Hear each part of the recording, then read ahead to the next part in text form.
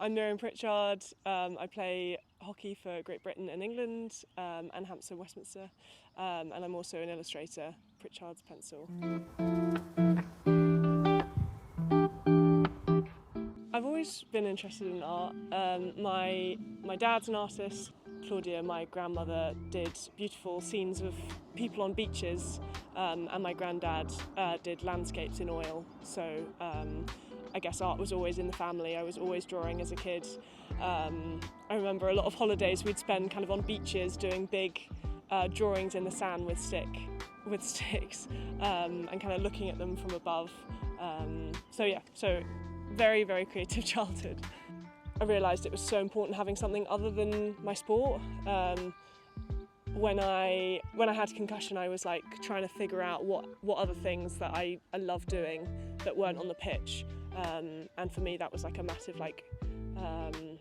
massive win, making me feel better doing illustration, and so I kind of realised that I wanted to do them alongside each other. I think I found my style from an early age, but it's just been refined over time. Looking back at some of the work I did at uni, it has the same kind of organic hand-drawn charm, but it is a little bit more refined now. I think that's just from, as you said, from doing it more regularly and from kind of working with some different clients and keeping my own style, but just kind of making it slightly more professional.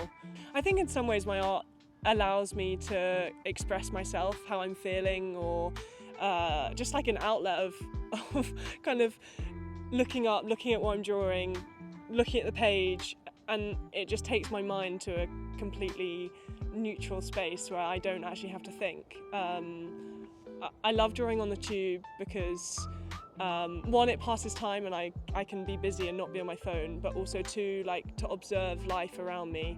The whole course at uni was kind of seeing how you could put illustration in different contexts and how illustration can kind of impact different areas of other people's lives, and so that's another thing. I like creating for other people on trips. I like making like the first cap cards, the 50 cap cards.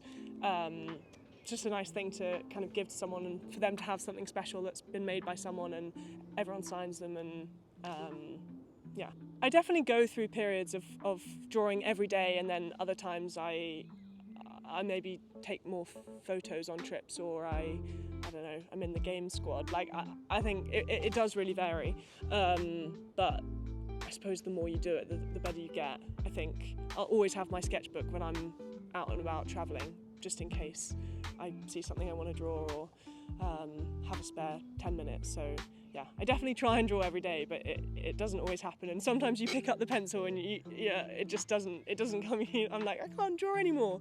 But then the next day it'll come back. So I really love the tile illustrations I did that won the World Illustration Awards in 2022, because it was art in a public space, and I had such a loving connection with Loughborough, being there for 4 years and kind of knowing the place like the back of my hand, and understanding the people and the stories, and kind of having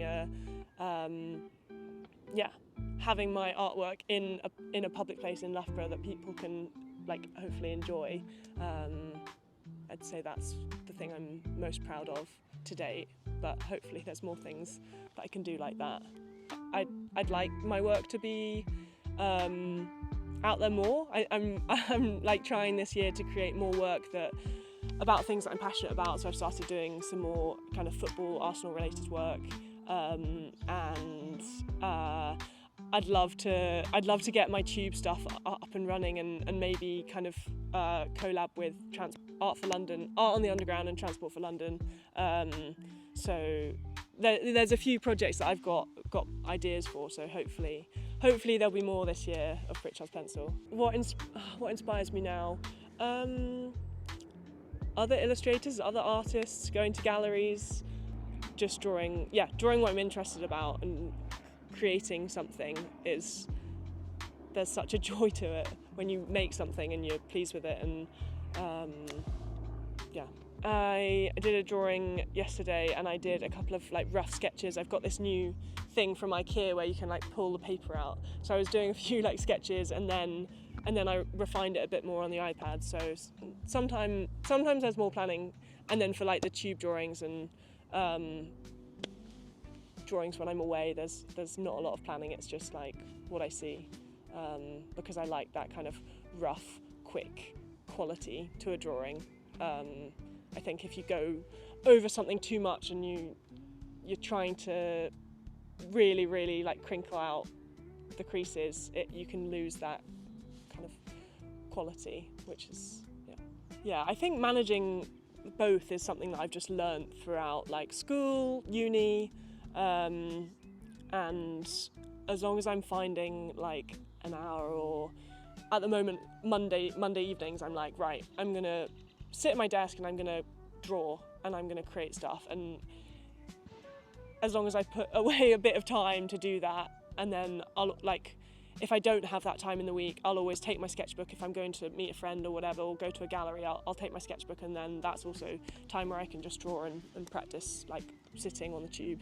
Also, we're so lucky that we get to go away to cool places like India and China, where the focus is on hockey, of course, and that's where kind of, say, 90% of my brain energy goes to, but that other 10% is so important for me to be able to kind of switch off on the rest days, go out and draw the amazing kind of world around us that's so different to back home. I've done a bit of work with when we were away in India with the England squad on our behaviours, and kind of created a big piece for the team, and I'd like to do more of that. I'd like to go into sports teams and create scribes for them, and I think that's an avenue that hasn't really been